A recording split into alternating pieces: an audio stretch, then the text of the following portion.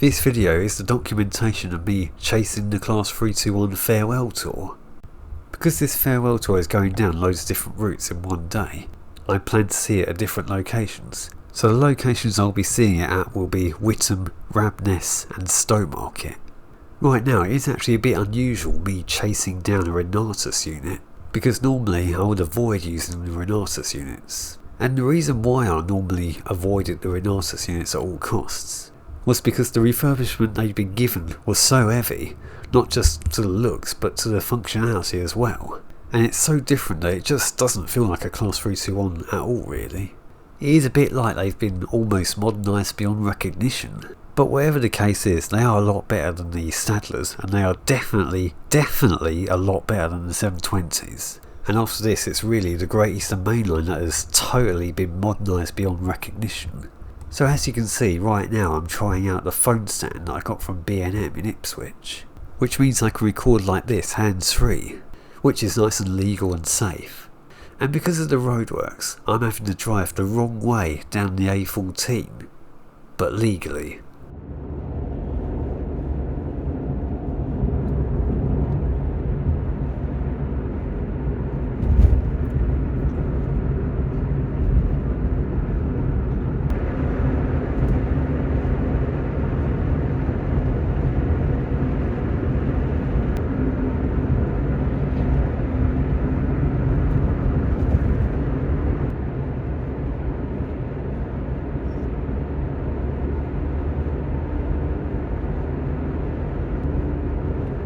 It turns out the A12 is also having the same treatment at the same time, so it too will have to be driven down the wrong way, and we'll be doing it later.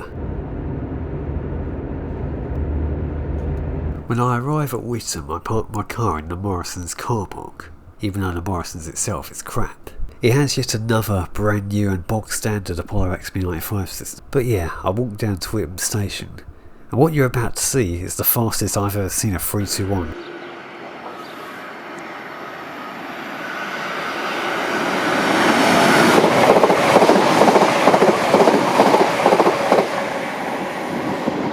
Still, it would have been a lot nicer if it was not a Renatus 321, but that is still the fastest I've ever seen one go through.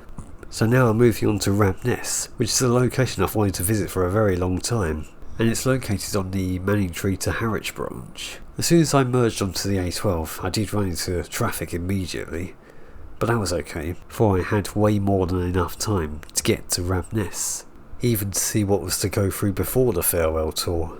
Apparently it wasn't just the roadworks that were holding us up, but it was also an accident further down as well, even though there was actually nothing there, but they had blocked off the first lane.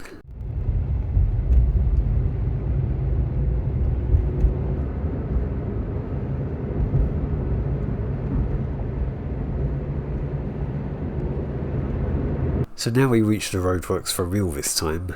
And once again, I'm going to have to drive the wrong way down the A12, but again, legally, because of the roadworks.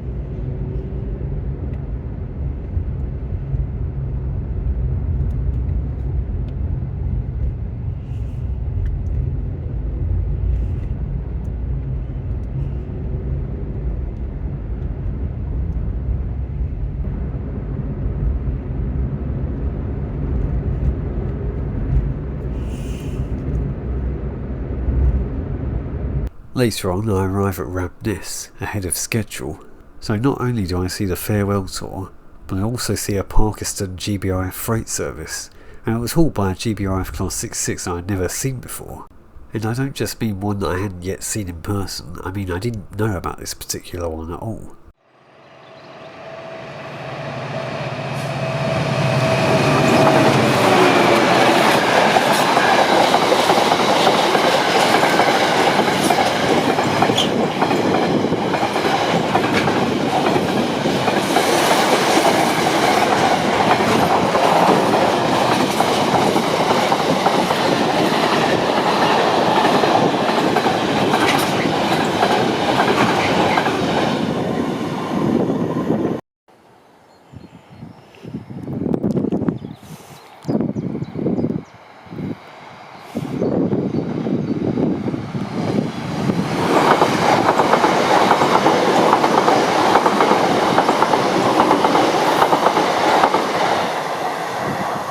Off subject for the video but not the channel, I do stop off at the Morrisons in Harwich, as well as the B&M as well. The Morrisons itself actually had a really nice system. It was almost complete and original, more so than the one in Stratford and Fakenham previous to this. It didn't exactly have a way of topping the ones with Series 90, that's for sure. But it was pretty good, this one. If anything, Morrisons certainly does a lot better than Tesco, and maybe the slightest better than Sainsbury's. This Morrisons is a lot better than I expected. I thought it was just going to have something bog standard-ish. But it's actually even better than the one in Fakenham I went to previous to this. I mean, it's similar, but it's got older devices on it. And interesting bells too. And get this. This is actually one of very few B&M stores that have actually retained something old. Normally, B&M are very disappointing and never retain anything old, but this one actually retained its early 2000s notifier system. When I got home, I went to look what this B&M once was, because there was no way that it would have had the notifier system put in as standard even if it was an old B&M store. But it turned out it was actually a Focus. So there you have it, I finally seen a Focus fire alarm system. It's also unusual that B&M have actually retained it, because they never retain home-based fire alarm systems. Well, technically they don't even retain anything. So this is one of those really rare B&M stores that have actually retained something. And not only that, from a Focus as well. But anyway, I actually did this in between the Parkeston GBRF and the farewell tour, because there was almost a 2-hour gap between the two trains.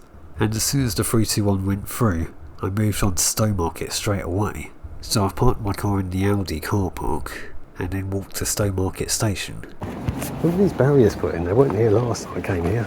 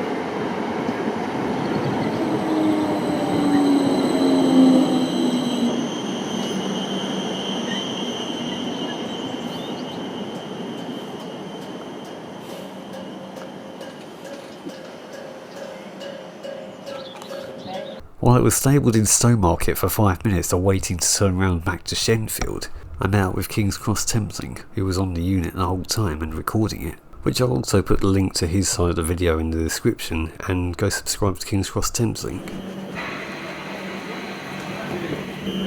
Okay, nice seeing you again. Nice seeing you outside of London this time.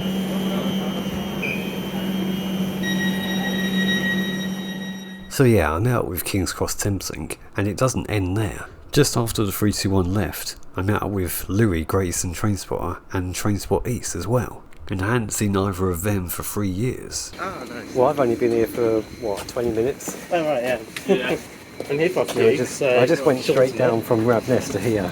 Yeah. I'll see you at some point. So while I'm at it, I think I'll just say my final goodbyes to something that I've known for at least as long as I can remember. I think the oldest memory I've had on these is probably 2003.